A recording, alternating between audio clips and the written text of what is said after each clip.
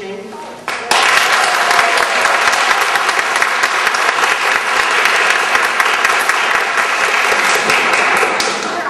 I'm a little new to the stuff speech business. And in a previous opportunity, my stuff speech fell on the floor. And people sometimes find it charming when things go wrong. So I hope you do too. No doubt at all. There's so many of you here. Hamilton County. Right.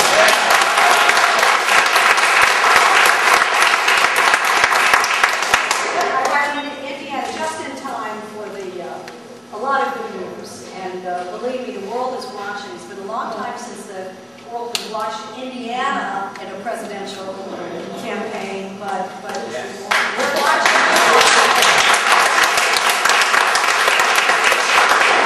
I'm a little new at the patriotic speech biz, but I'm not entirely new. Some of you may remember when I was governor here. Actually, none of you remember that I was governor here in 1967, Governor Janie Pauley of Hoosier Girls State. I was there. You were there? I was there. But you're familiar to me. I'm Sandy Quill. I was a mayor, and you were said, mark my words, she is so talented, we will always be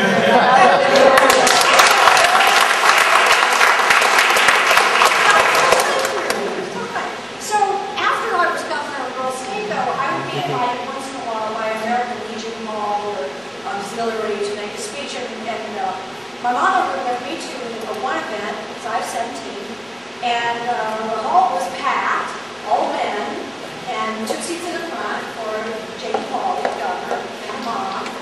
And I remember everybody stands and we turn and we solemnly watched as the trooping of the colors, the flag from the back of the hall, down the aisle and up to the front. And, on some cue, everyone snaps these crisp military salutes, the head of the post, and all the men, and at the front of the hall, my mother does. She gives up the biggest salute. It was just an involuntary reflex. And she knew immediately that maybe that had been a mistake, and the two of us are trying not to laugh, which was fun. So I have to tell you that ever after that, my mother had many strokes, but I could always make my mother laugh with just the tiniest little. Well, I salute you for the work that you're doing here, and when you can be home juggling children.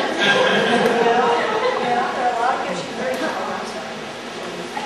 Drawing attention. Anyway, I'm not here to talk about my brief tenure as governor. There were 3 or 4 people who kind of laugh at my brief tenure as governor. Can we write you in on the ballot a little bit? Pardon? Can we write you in on the ballot a little bit? I have had my one claim with politics, and that's about it. Seriously, this is a wake-up call election in this country, and I am at liberty now to be more public, and my vision is Barack Obama's vision for the future is the answer to the wake-up call.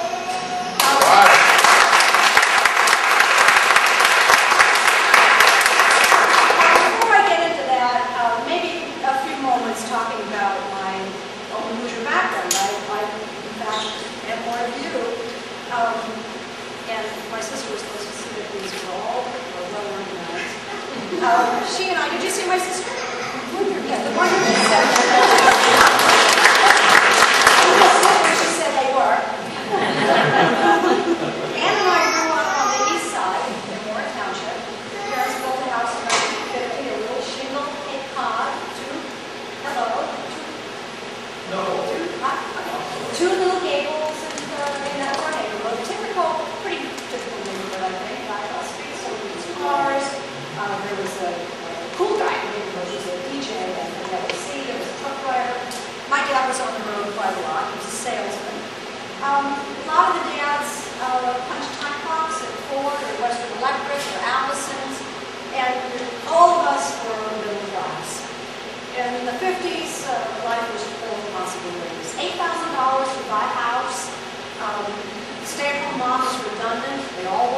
That's what moms were. One salary could put two girls through college. And let's face it, growing up in a middle-class neighborhood anywhere in America in the 50s was to feel lucky. And I certainly felt lucky. Until there was a wake-up call. I was only 6 years old, but my sister remembers thinking something very bad was going to happen. The Russians put a space satellite in orbit. Sputnik was a huge wake-up call. And you remember, some of you will, I see some, that's my age, you'll remember that America answered that call not just by investing a lot of money in the space race, but by investing money in schools. Because we recognized that to remain number one, we needed the top scientists, we needed the best educated, the best trained, most productive workforce, and we needed the best schools. And this was the real lucky break for me. 10 years later, I'm at Lawrence Central High School, and Lawrence Central High School in America happened to have the best speech and debate program in the state. It wasn't the athletic powerhouse Lawrence Central is today, but we ruled in speech and debate. Arguably one of the best programs of its kind in the country at my school. And it was not an elite suburban school. I would spend Saturdays for 3 years running around central Indiana, making speeches on current event topics, almost as if I knew what I was talking about. You can draw a direct line from those speeches at Lawrence Central High School and my appearance on the Today Show 10 years later, when I was talking about current events almost as if I knew what I was talking about. Direct line. So, America answered the call. A year after I graduated from high school, America put a man on the moon. And at least one kid from my grade went on to work for NASA. Well, fast forward. This summer we have had some wake-up calls. I'll begin with one that we all share. If you're living room watching the opening ceremonies of the Beijing Olympic Games. Unforgettable. In particular, those 2008 male drummers on those enormous drums with sticks the size of baseball bats, all of them in precision drumming. It was, well, I remember one of the NBC commentators, maybe it was Matt Lauer, interjecting to say that in rehearsal, the men had been told to smile more because that might make it a little less intimidating. Pause briefly, Bob Costas quips, maybe a little. It was intimidating. And that was a wake-up call. China is our future. Well, at the same time, there was another wake-up call. The Russians were invading Georgia and not making any effort to not look intimidating. And seeing Vladimir Putin making small talk with President Bush in Beijing, one could almost see the glint of a reconstituted Soviet Union in the glimmer of his eye. And that was a big wake-up call. Third wake-up call, the economy last week. My sister and I grew up on East New York Street in Indianapolis, about 89 blocks from Monument Circle. I made a joke in New York that I was a native New Yorker. I'm a native Hoosier. Didn't develop the lab there either, but well, I now live in New York. I had my career there, raised my family there, not far from Wall Street. Now, I have a clue what happened there last week. It is beyond my comprehension. I could not begin to explain it, and nor could you. But I know it was a really bad thing, and that our lives have been changed. That hurricane in Texas wipes houses off their foundation, scrapes Galveston clean. It was a tidal surge that preceded the hurricane. I always thought tidal surges came after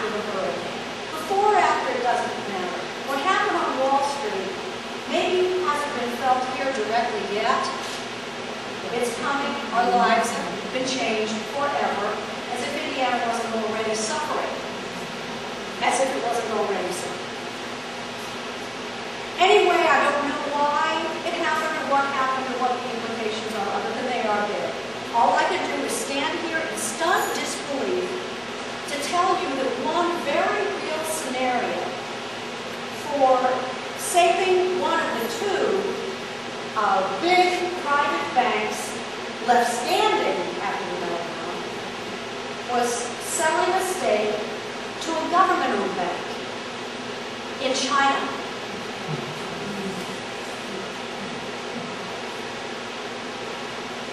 I was getting ready to come home and look around the internet, what are they talking about in the Indiana Star? Ran across an editorial that scared me more than anything I've already seen. I had not heard this before. A few weeks back during the U.S. Nationals, there was a visitor in town named General William Wallace. Now, he is the head of Army recruiting, and it's not a surprise that someone head of Army recruiting might have an interest in drag racing, because 18, 24-year-olds is the pool from which the Army does its major recruiting. And he told the Indianapolis Star editorial board that the Army has had a real recruiting problem. And the problem isn't a lack of willing applicants, it's lack of qualifications. They are finding 3 in 10 who meet the qualifications. What's it take to qualify? Moral fitness, basically record, physical fitness, and a high school diploma or its equivalent. And he said, and this will surprise you, because I don't think any state, Indiana is second to no state in our patriotism and our support for the military. Indiana ranks 30th as a measure of population, rate of population that serves in the military, 30th. Why? Well, General Wallace explains that he has to turn down a lot of Indiana applicants because Indiana has one of the highest high school dropout rates in the country. This is sad when young men and women who want to serve the military, who maybe want a career in the Army, turn away, not qualified. That's sad. But I'll tell you what's scary and why this was a huge wake-up call for me. I couldn't believe my eyes when I read this.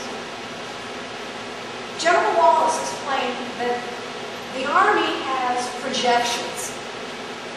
And if things keep going the way they're going, he says, within 4 to 10 years, in as little as 4 years, this is a quote, there is a question whether we can even sustain a modern Army. This is the head of Army recruiting. Question whether we can even sustain a modern Army. We don't have much time.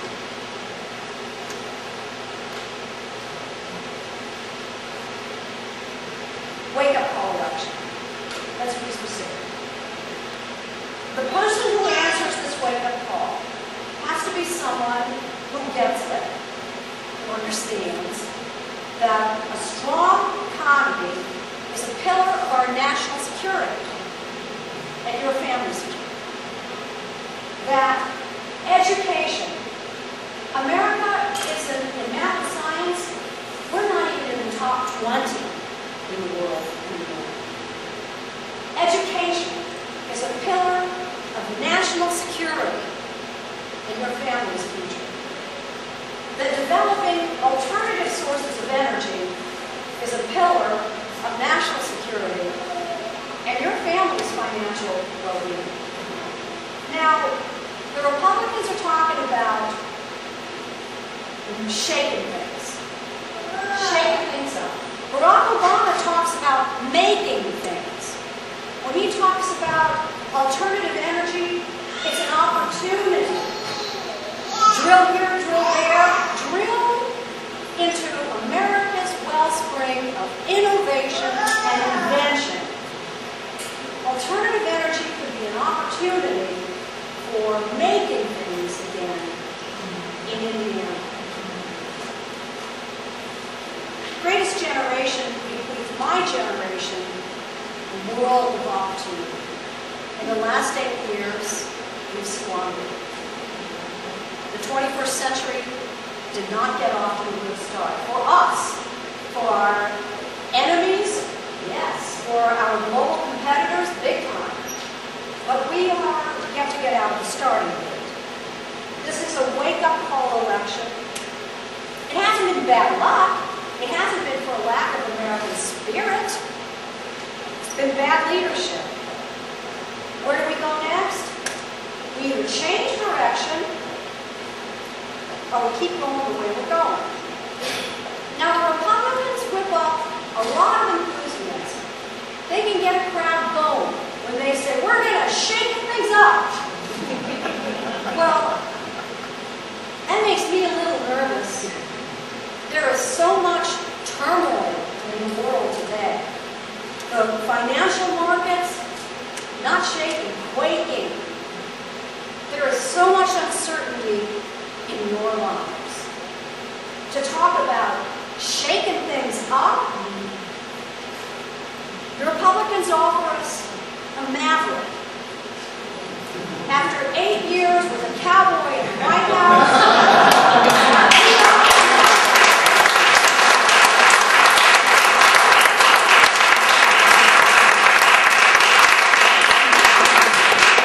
come Inauguration Day, I want to see a cool, steady hand on that Bible.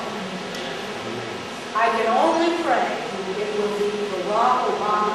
You are making it happen.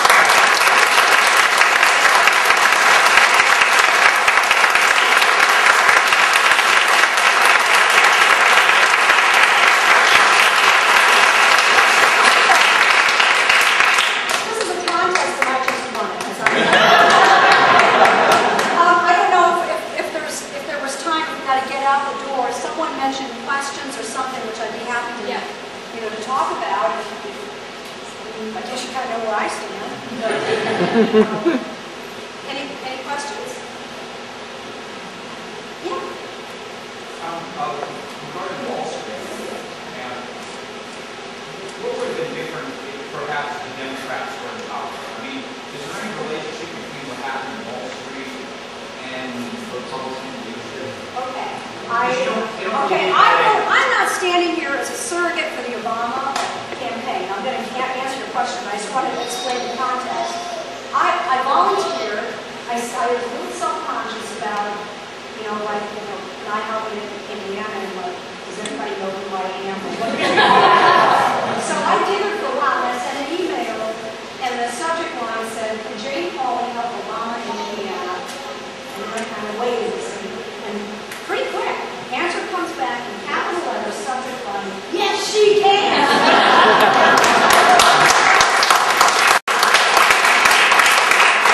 That said, I'm a volunteer, I'm a supporter, I'm not a surrogate. I don't speak for the campaign and policy, but I'll answer your question because I have opinions about everything. People have been reporting about the lack of deregulation for a long time. All I know, we talk about a financial instrument. I don't know what a financial instrument is, but I know that if you put enough bad loans together and you put it in a package and you kind of chop it up, you can sell these bad loans to this person or that person. And somebody over there will buy some. By this time, nobody knows what they got. And how can you have regulation over it's mystery meat? It's mystery meat. And that's what the government has bought. That's what this bailout you're hearing of is taking this bad mystery meat debt and saying, okay, take it off the books to loosen up some credit so banks can lend money to each other so that they can lend money to us. But meanwhile, the taxpayers are just hoping that someone will figure out what's in this bad mystery meat. That's Republican deregulation and oversight. If Washington had listened to Barack Obama 2 years ago, when he started talking about, warning about the potential consequences to the mortgage industry, there'd be a lot of Hoosiers having dinner in their own kitchens tonight who won't have their houses anymore. Indiana.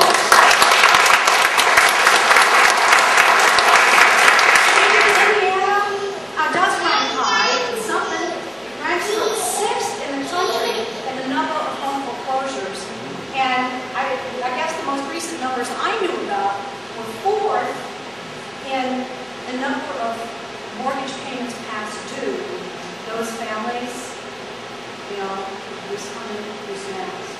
So I think that there isn't much down. Now we're talking about blame, and I heard a CNBC commentator talking about the blame game. And it's too complicated for most average voters to understand. It's too complicated for me to understand, and I can't, you know, I wouldn't want to sit down in someone's lap and try to explain why Barack Obama is going to do it. Who knows? It comes down to trust. But we were talking on the way here with Megan from the, she works really hard. That's why she was governor on her. And my sister. The Republicans, both networks, make a big point of, they lead by instinct. John McCain has written in his book about how as a leader, he's a man who operates on instinct. And when Governor Pauley was asked, you know, boy, did you hesitate at all in the prospect of the vice presidency? No, he didn't. These are people who operate on instinct. Okay, so last Monday, when Wall Street was having its meltdown, and we all know, and he got in trouble for it, McCain says, fundamentals of this economy are strong. Well, you know, you can see his economic advisors on the side like, so, within, you know, a day. Now, I don't bring that up because, you know, he made a mistake, and the 24-hour news cycle, he was off his game. I want to talk about something else. Here's a man who for the last year, 2 years, not to mention, you know, his entire career, but his candidate has been coast to coast, border to border, meeting people. You know, one of the things that he does really well as a politician are town halls. You know, he relates to people very well. Okay, so he has met people for 2 years, and they've told him how it is at home, and what their hopes for the future are, and how they're uncertain about it. And you know, and they all leave Republicans. You know, the guy in the White House, and yet, last Monday, and he's been candid, the economy's not his thing. He's on his own commerce. He's been honest about that. The economy is kind of beyond him too. But when he said the fundamentals of the economy are strong, two things. Number one, was he not paying attention to the everyday people he has met by the hundreds, thousands a week? People, I mean, not all Republicans have been doing great. Some have been suffering too. The fundamentals of the economy were strong. Told me that message hadn't penetrated.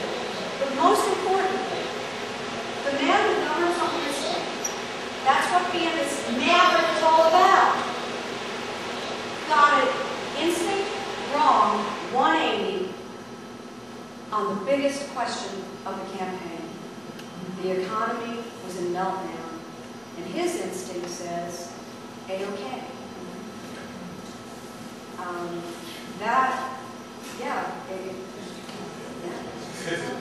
Good job, Brad.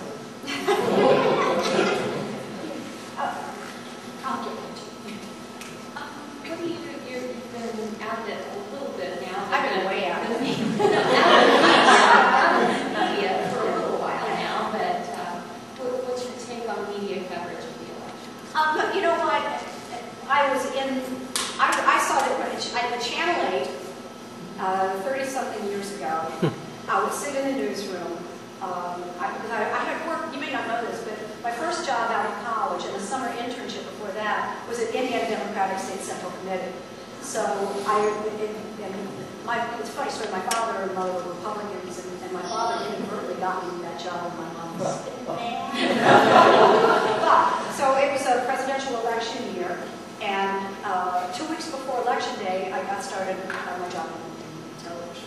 So I had some experience even in Indianapolis, and one thing I learned was that no matter what side you were on, you hated Channel 8.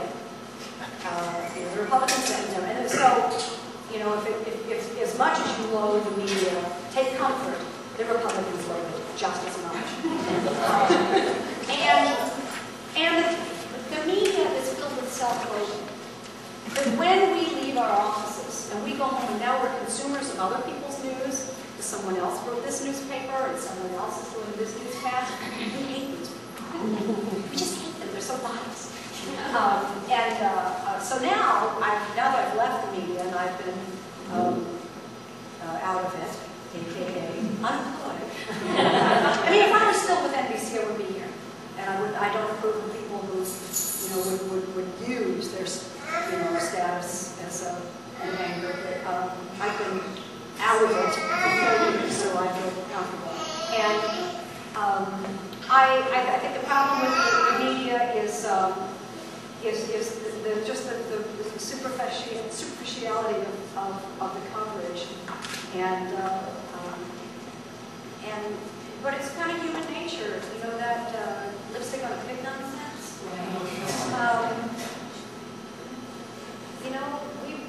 We were all kind of willing to be focused on that lipstick on a pig nonsense.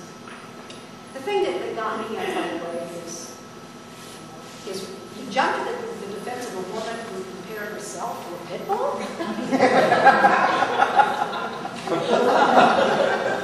What is good on the street politically in New York, particularly after Wall Street bomb?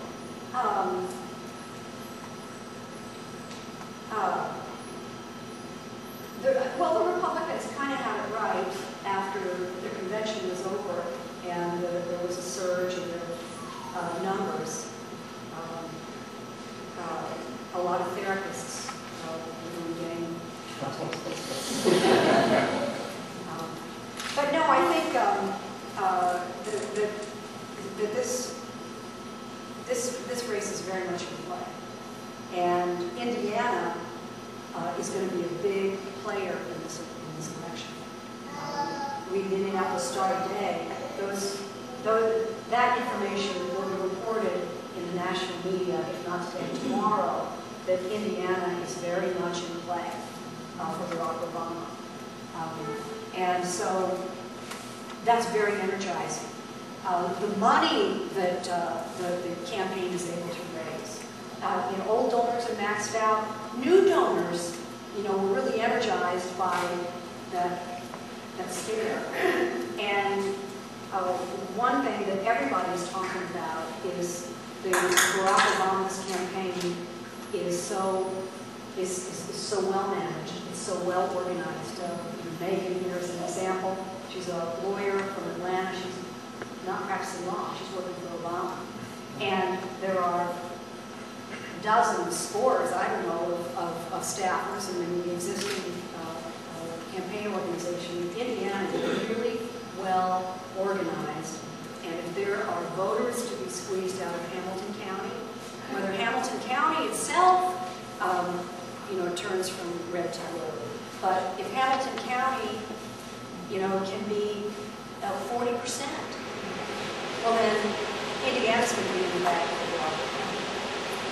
I'm surprised at the Bush administration and the Republicans, how they decided to help the companies instead of helping the poor people get better things. Were you surprised at that? What's your opinion on that? I think you're asking, there's a little chicken and egg there. I mean, hey, I don't know what I'm talking about. I don't know what I'm talking about.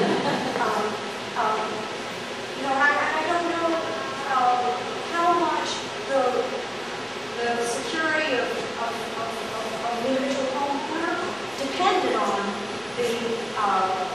those companies staying whole. So that's kind of a place. It's probably it's nuanced, and that's the thing about that's why it's so hard to run a political campaign when you are as smart as Barack Obama is that you know how everything is interchangeable. He knows that education is the bedrock of a military. But voters maybe think, well, McCain was in the Army and he was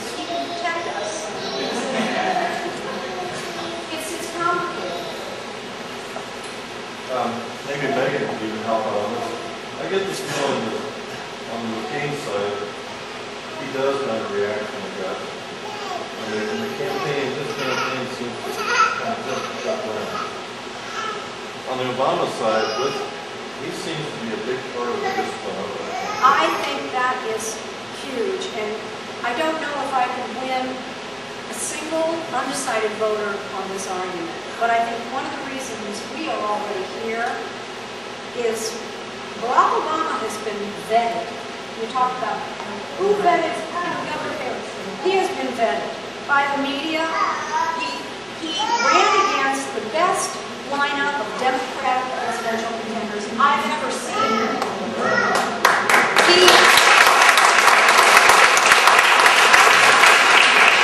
He participated in 22 debates against serious competition. And David Brooks is a columnist for the New York Times. And last December he wrote, conservative columnist, he wrote an article last December where he said that he had been making a study of Barack Obama's writings. He's written books, he's been a politician, and he had made a study of everything he has said, and he could find no inconsistencies. And he was looking for it. He is a man of consistent record, consistent core principles.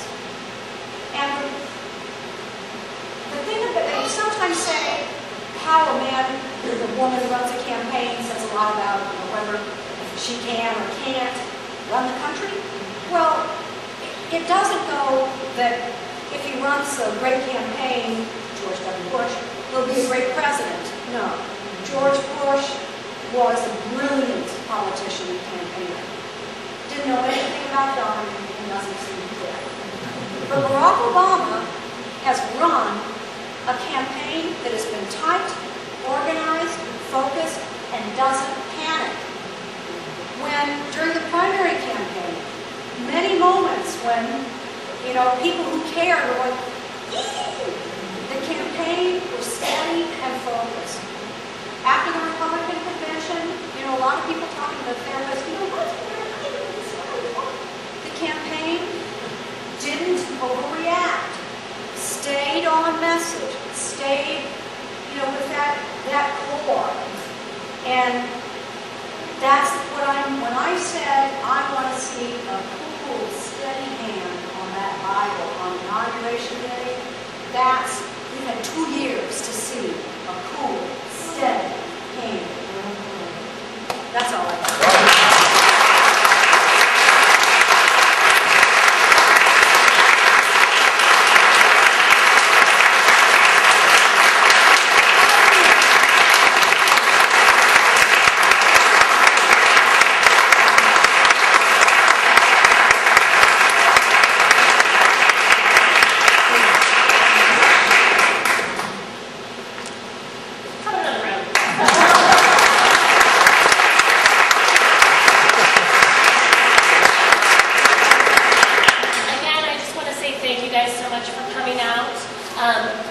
Please take this momentum 45 days.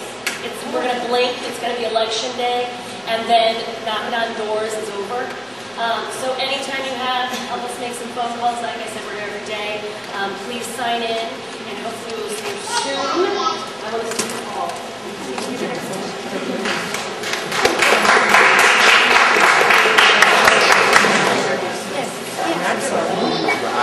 Everyone,